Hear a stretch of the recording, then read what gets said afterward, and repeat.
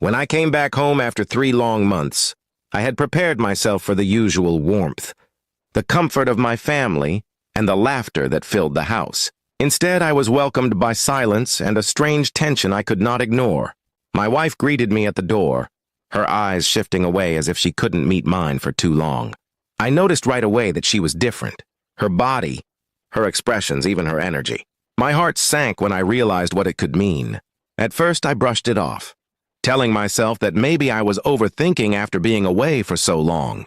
But as the hours went by, I noticed the changes I couldn't deny. Her belly had a slight curve, one that wasn't there before I left. My pulse raced, and my mind went wild with questions I didn't want to ask out loud. She tried to distract me, serving food, talking about small things. But I wasn't listening anymore. That night I sat quietly in the living room while she went about her usual chores. Every time she avoided my gaze, I grew more certain. I wanted to scream, to demand answers, but something inside me told me to wait. I had my doubts before leaving. Messages I once saw on her phone. Late-night calls she brushed off as wrong numbers. Now it felt like every suspicion was about to be confirmed. The next morning I confronted her in the calmest voice I could manage. I asked her straight, "Are you pregnant?" Her face froze. She tried to laugh it off, but the tremble in her lips gave her away. She muttered something about me imagining things, but the way her hand instinctively went to her stomach said more than her words ever could. I didn't press further right then. Instead, I reached into my bag and pulled out my phone.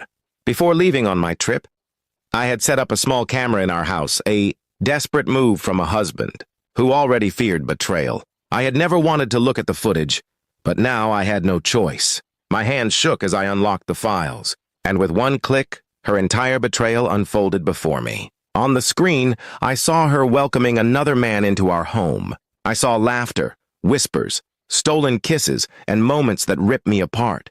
The very walls I had worked hard to build, the home I thought was ours, had witnessed my humiliation. I couldn't breathe. My chest felt heavy and rage burned inside me. She sat across from me, her face pale as she realized what I was watching.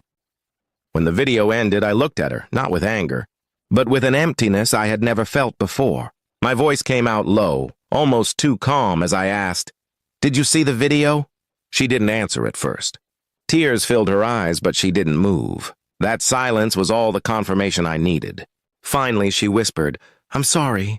But the word felt meaningless, just air filling the room. Sorry couldn't erase the nights she betrayed me. Sorry couldn't make the child she carried mine. Sorry couldn't fix the trust she had shattered. My hands clenched, and I stood up, not knowing whether to scream or to cry.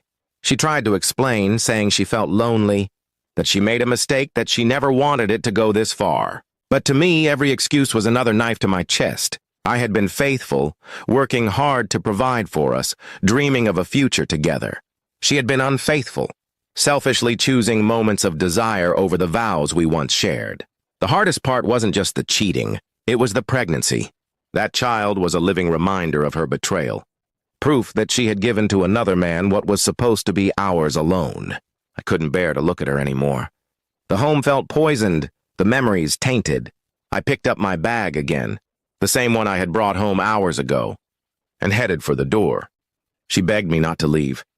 She reached out, clutching my arm, crying that she needed me, that she couldn't do this without me, but her words no longer touched me. I had been blind, but now I could see clearly. I told her quietly, "You chose him the moment you let him in. You lost me when you thought I wouldn't notice." I walked out that door with my chest heavy but my mind certain. Behind me I heard her sobs, but they were nothing compared to the storm inside me. I didn't know where I would go or what the future held.